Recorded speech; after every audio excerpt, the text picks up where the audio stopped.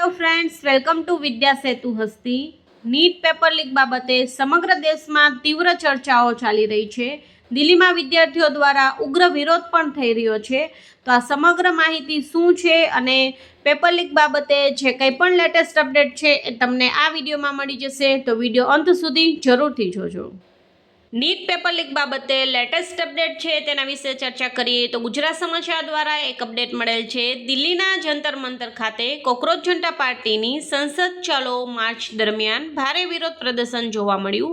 શિક્ષણ મંત્રી ધર્મેન્દ્ર પ્રધાનના રાજીનામાની માંગ સાથે થયેલા આ આંદોલનમાં પોલીસ અને પ્રદર્શનકારીઓ વચ્ચે હિંસક ઘર્ષણ થતાં 118થી વધુ પોલીસ કર્મી ઘાયલ થયા છે. ટીયર ગેસ અને લાઠીચાર્જ છતાં સીજેપીના સ્થાપક અભિજીત દીપકે મંગળવારે પણ માર્ચ ચાલુ રાખવાની જાહેરાત કરી છે.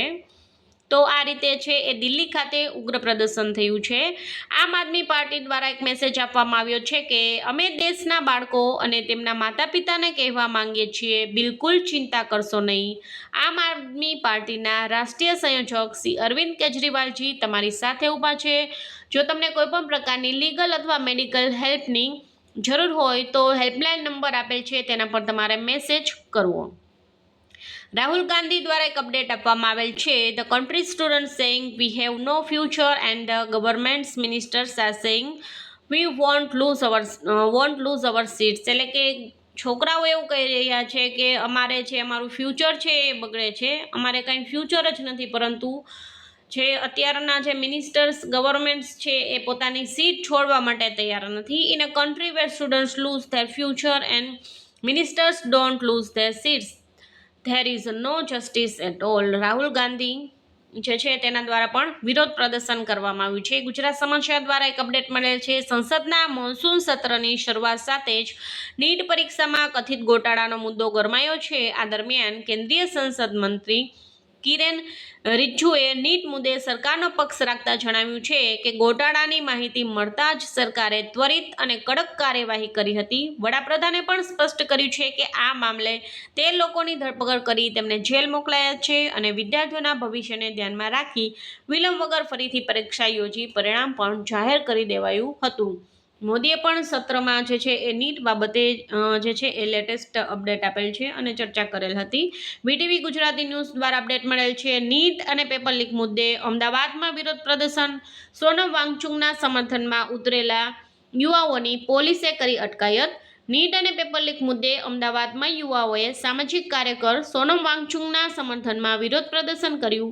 પાલડી અને એમજે લાઇબ્રેરી નજીક મોટી સંખ્યામાં એકત્ર થયેલા પ્રદર્શનકારીઓએ સૂત્રોચ્ચાર કરી કેન્દ્ર સરકાર સામે વિરોધ વ્યક્ત કર્યો અને શિક્ષણ મંત્રી ધર્મેન્દ્ર પ્રધાનના રાજીનામાની માંગ ઉઠાવી. વિરોધ પ્રદર્શનને ધ્યાનમાં રાખીને સ્થળ પર જ પોલીસનો ચુસ્ત બંદોબસ્ત ગોઠવવામાં આવ્યો હતો.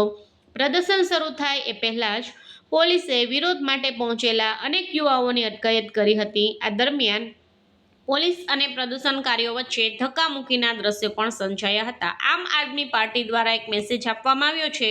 નીટનું પેપર લીક થયું, લાખો વિદ્યાર્થીની મહેનત પર પાણી ફરી વળ્યું અને સરકારે પોતે પણ સ્વીકાર્યું કે પેપર લીક થયું છે. તેમ છતાં દેશના શિક્ષણ મંત્રીએ પોતાની નૈતિક જવાબદારીને ધ્યાને રાખી રાજીનામું આપ્યું નહીં.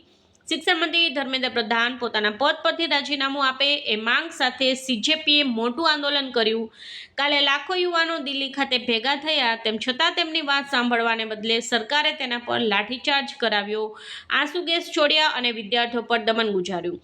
ભાજપ જ્યારે વિપક્ષમાં હતી ત્યારે મોટી મોટી વાતો કરતી હતી, એ જ ભાજપ આજે સત્તામાં છે ત્યારે સંપૂર્ણ મૌન ધારણ કરીને બેઠી છે. પ્રધાનમંત્રી કંઈ બોલવા તૈયાર નથી, જે શર્મનાક છે. ભાજપ સરકારે ધર્મેન્દ્ર પ્રધાનનું રાજીનામું લેવું જોઈએ અને વિદ્યાર્થીઓને ન્યાય મળે તેવી ખાતરી આપવી જોઈએ, એવી અમારી માંગ છે.